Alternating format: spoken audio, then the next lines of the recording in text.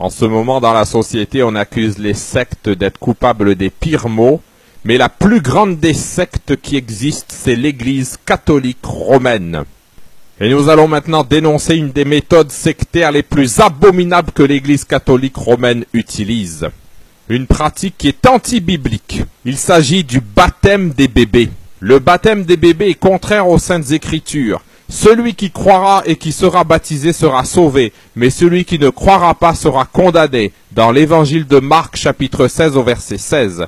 Remarquez bien, il faut croire d'abord avant d'être baptisé. Il est écrit aussi dans le livre des Actes, chapitre 8, versets 36 et 37, « Comme ils continuaient leur chemin, ils rencontrèrent de l'eau, et l'eunuque dit, « Voici de l'eau, qu'est-ce qui empêche que je sois baptisé ?» Philippe lui dit, « Si tu crois de tout ton cœur, cela est possible. » L'eunuque répondit, « Je crois que Jésus-Christ est le Fils de Dieu. » Il est également écrit dans le même livre, Actes chapitre 2, verset 38, Pierre leur dit, « Repentez-vous et que chacun de vous soit baptisé au nom de Jésus-Christ. Pour le pardon de vos péchés, vous recevrez le don du Saint-Esprit. » La Bible est donc très claire. Il faut croire avant d'être baptisé. Et il est évident que des bébés ne peuvent ni croire ni se repentir. Et par conséquent, selon la Bible, ne peuvent être baptisés. Mais en plus, le baptême des bébés, c'est une méthode sectaire qui viole la liberté de choix. Car les bébés n'ont pas fait le choix forcément d'être catholiques. Et parfois, dans leur vie future, ils rejettent totalement cela. Alors, il est temps de dénoncer cette secte abominable qu'est l'Église catholique romaine. D'autant que l'Église catholique romaine considère que tous ceux qui ont été baptisés catholiques restent catholiques à vie. Nous lisons dans le droit canon romain de 1983, publié par Jean-Paul II, livre 6 au canon 1311, l'Église a le droit inné et propre de contraindre par des sanctions pénales les fidèles délinquants. Alors non à cette Église catholique romaine qui viole la liberté de conscience en baptisant les bébés alors qu'ils n'ont pas la capacité de choisir. Non à cette abominable secte dirigée par le diable. Non à cette soi-disant église remplie de prêtres pédophiles que la hiérarchie catholique protège en les mutant dans d'autres endroits pour qu'ils continuent leurs méfaits abominables. Non à cette église catholique romaine qui pendant des siècles a mis à mort tous ceux qui ne voulaient pas croire en sa foi.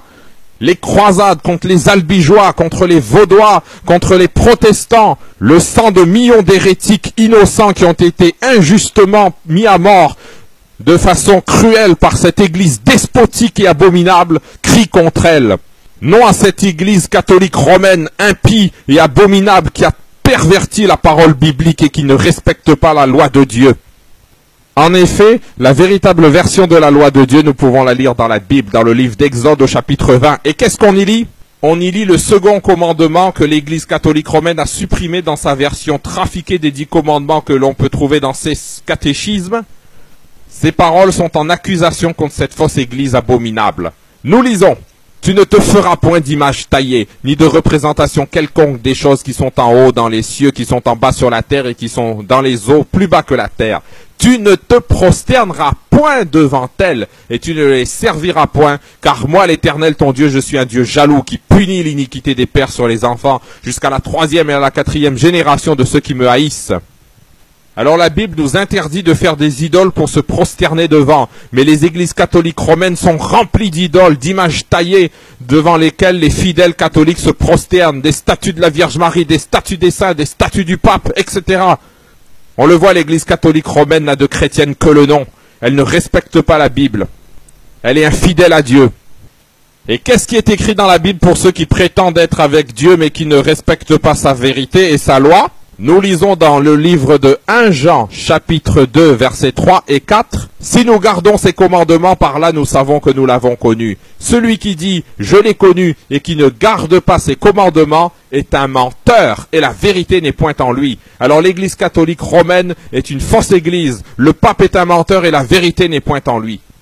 Le pape a supprimé le second commandement. La Bible l'avait prédit. Nous lisons dans Daniel chapitre 7 au verset 25. « Il espérera changer les temps et la loi. » Et nous lisons dans le même verset, « Il prononcera des paroles contre le Très-Haut. » Ces paroles contre le Très-Haut, contre Dieu, ce sont toutes ces déclarations blasphématoires des papes.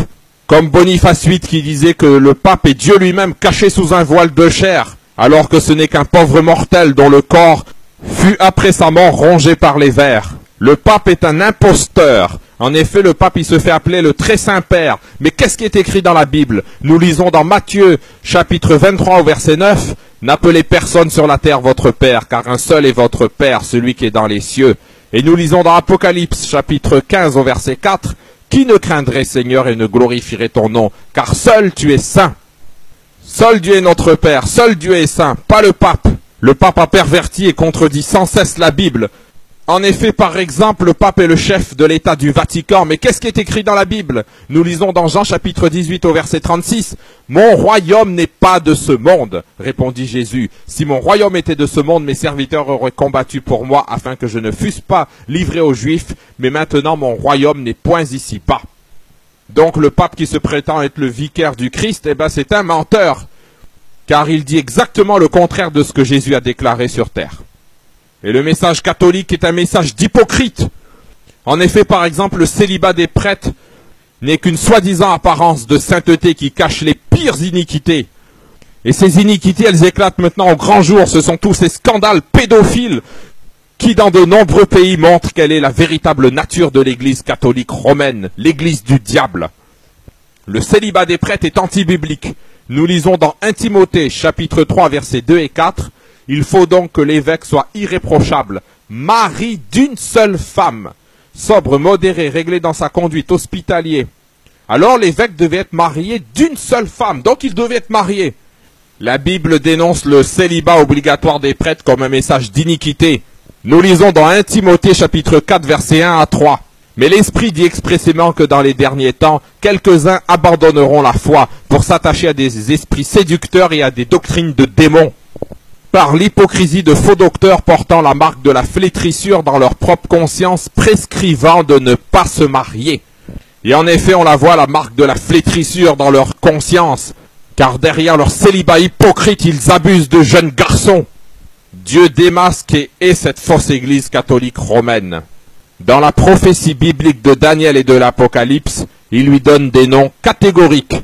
Il l'appelle la petite corne, l'antichrist, la grande prostituée, la mère des abominations, Jézabel qui séduit mes serviteurs, Babylone la grande qui est tombée, etc., etc.